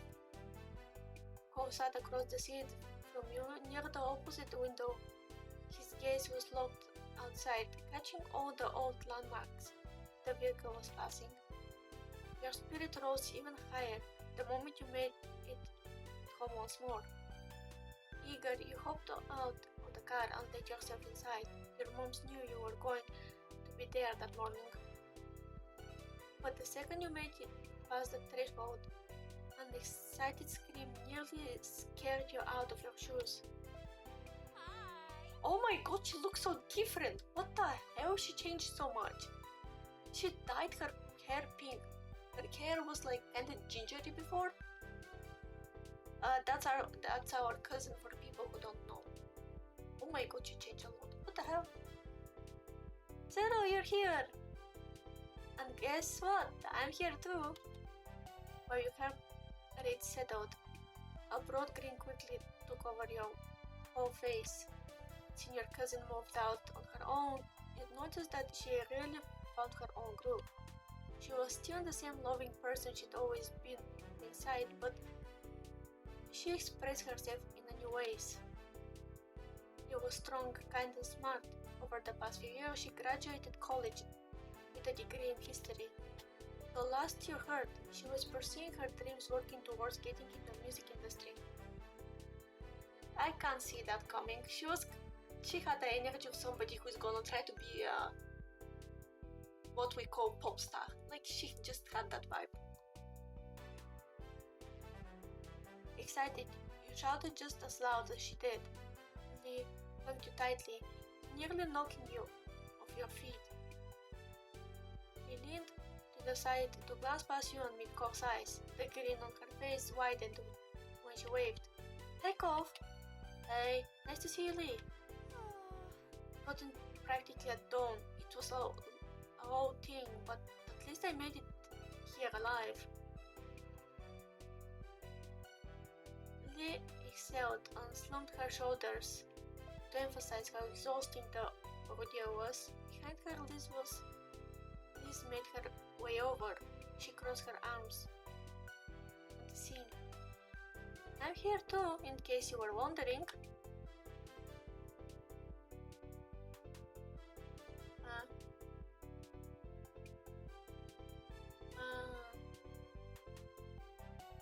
Yeah, this is the least harmful. I don't know why they try to give us so many options to sound low-key mean to her when she stopped being the way she was when she was kid. Way, like, it's been ages.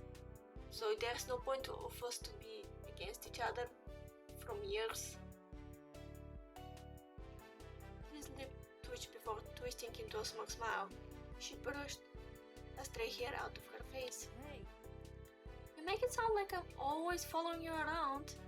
I have a life of my own, if you weren't aware. I know, but when I'm home, I'm always keeping an eye out for my big sister. Old habits. How sweet. I miss the days of checking to see if someone else made it to the TV first too. You laughed. Of course, that's what her mind would go to. Another friendly shout rang out in the living room. It was as cheery as ever was from the many times you'd heard it over the years. Good morning, family.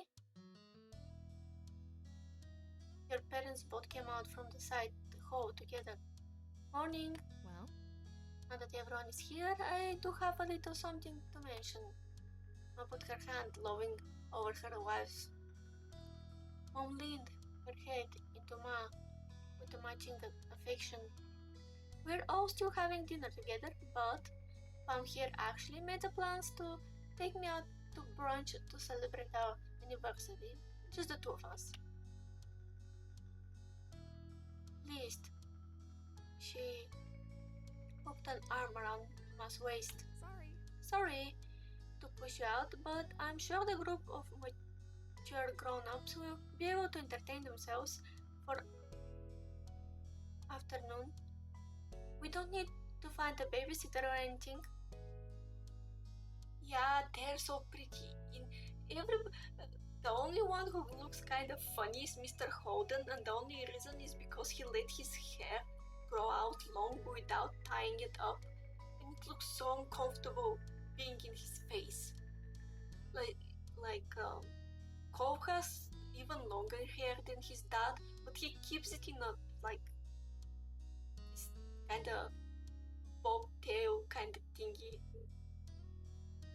But his dad doesn't. It's kind of frustrating me.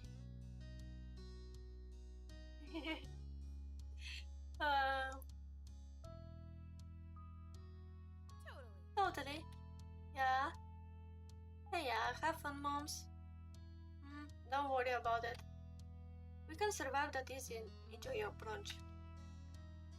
This worked out actually. An afternoon open means there is time to meet up with Terry and Randy. Hopefully they're free today. I can't. Okay, I want to meet with Terry and Randy. I want to meet with them all. So I'm gonna try to stick till we could at least just see how they look. And then we're gonna finish for today. Your two school friends still lived around the area. They knew you were coming to your mom's party, but when and how you might arrange to see each other wasn't set in stone. Sounds good. Maybe you should call them. Alright. She showed up. She's currently in Sunset Bird, so I suppose she's gonna join the anniversary party later. She's sitting with Mr. Holden in their old house. I have some people I'd like to say hi to as well. Liz had her cell phone in hand, ready to get her plans made before she was even done speaking. Arching an eyebrow, she then directed the next part to Lee. Would you want to come along? We've missed you out on a lot of cousin bonding time in the past. Yeah. I'd love to. I would be an honor to hang out with you, Liz. Yeah. Don't worry, fun is my specialty. Chuckling, Liz smirked. Well, we'll try not to have all that fun. Don't get into too much trouble. You shook your head, and Liz winked. She then glanced back at her phone and rapidly typed a new text. Excellent, it's settled. She squeezed her wife's hand. Her gaze took in the whole room, ecstatic to have the house full again. Today is going to be perfect. I mean, she's Cove Mom. You guys are not me, so you can do whatever you want. I love her, she is such a kind person, but of course, my partner in the game is Cove, so. Yes. I think so too. I truly couldn't be happier with my wife, my children, and our whole beautiful family. It's already a wonderful anniversary. There were all some sweet comments from the group gathered around the couple of the hour. Seeing how your moms were, you couldn't help but hope that when you got to be their age, that you could be as proud of your life as them. But most attention then fell onto you, and the look on her face twisted mischievously, a shiver shoot down your spine. This is a very good time of the year for a marriage, don't you think so? Oh my god, they did not actually did that. Kof is gonna be so embarrassed. No. Oh my god, they always did that. Before they were like setting us up on dates and stuff, and now they want to set up us to get married. I mean, that's the point of the deal.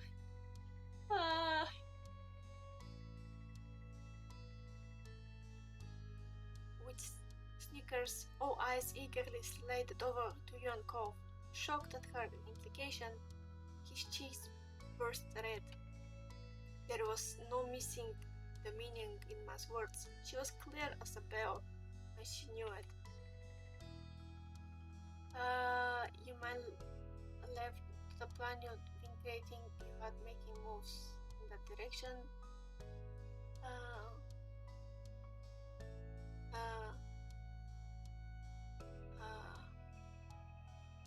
Yeah, I did.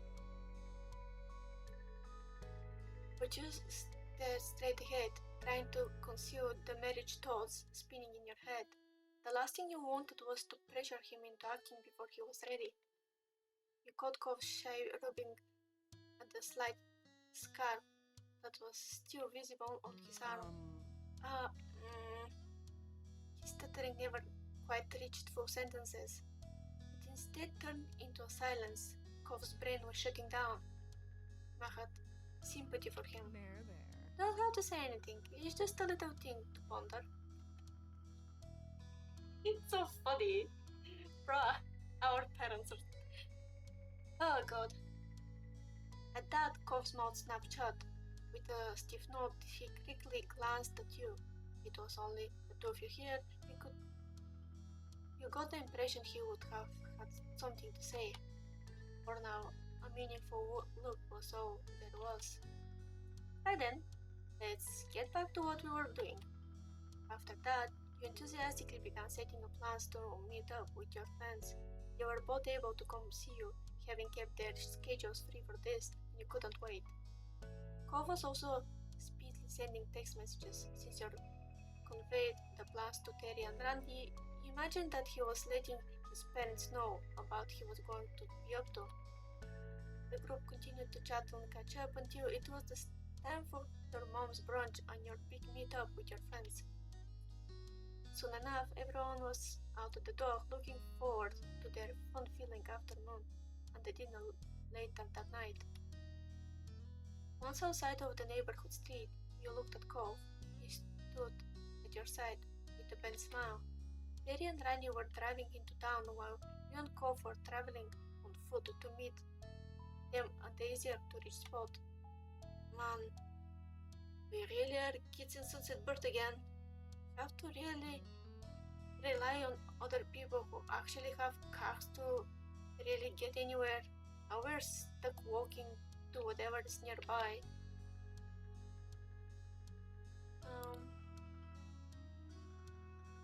Like the good old days. Kov took in sunny sky stretching out above the two of you. He shot his hands into his pockets. Yeah, and the last has always been a nice walk. There's always been places to walk to. We could have grown up somewhere with even less around. Kov cracked a grin at that. It wasn't so bad having to rely on your own 2 feet again. Let's go.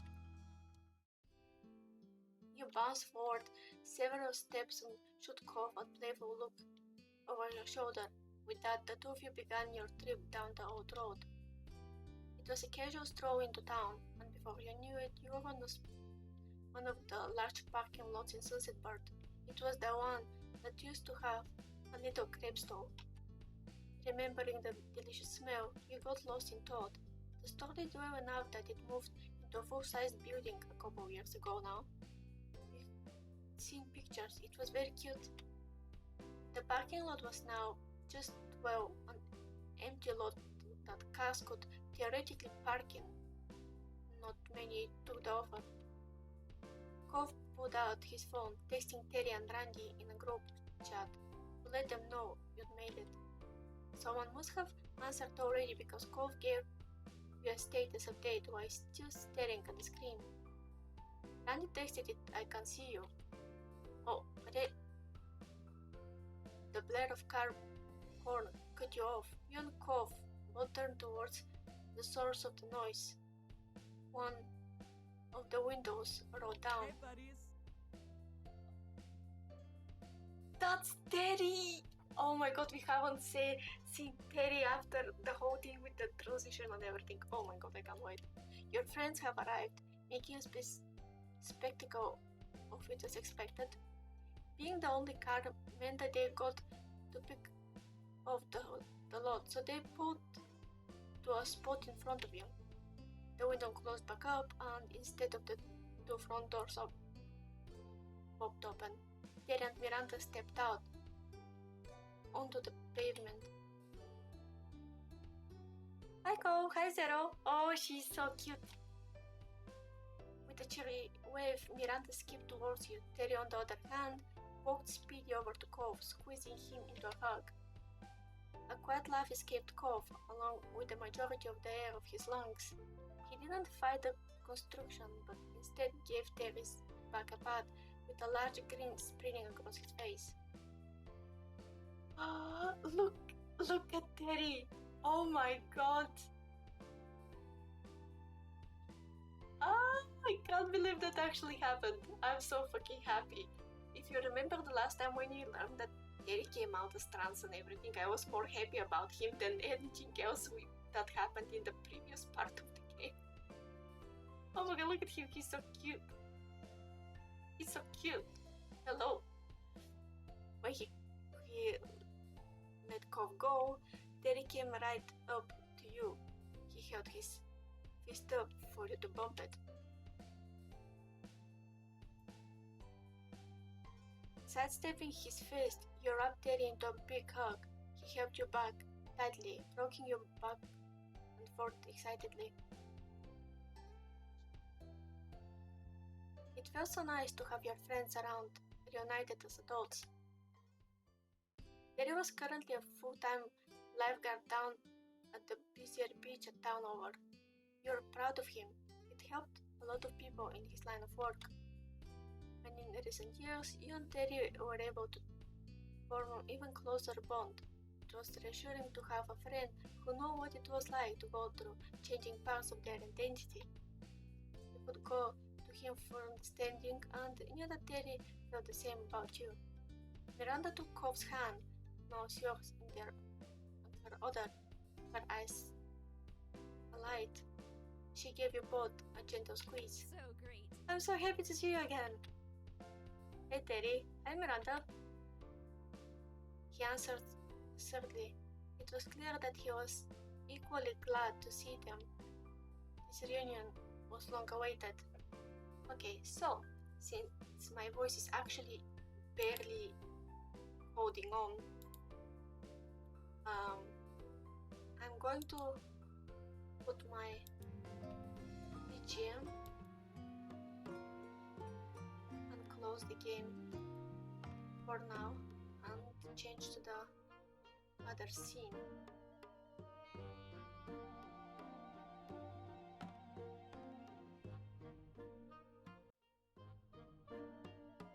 Hello.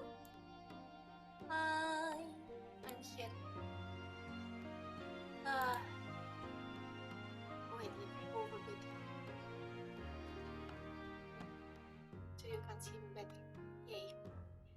Thank you very much for staying so long and chatting. I was so glad to see so many of you join and chat again. Despite me starting in a bit odd time because I was kinda 1 hour later. Yeah. But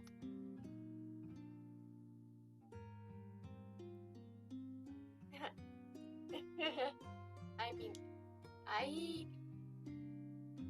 am more a romantic person rather than sexual person. Like, I easily get flustered and stuff, and I like cute stuff.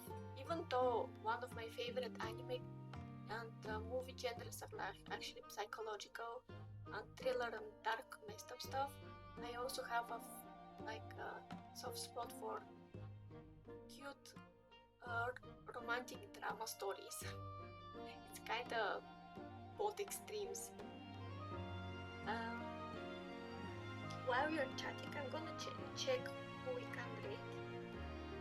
I hope one of the people is still here.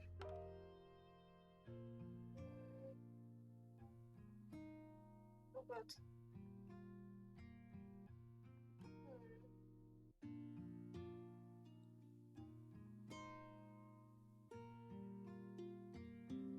check.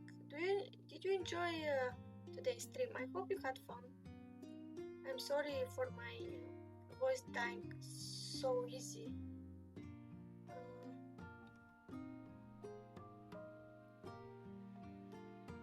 Let me see. Oh, Chromo is having the debut stream. Yeah, we're going to Chromo.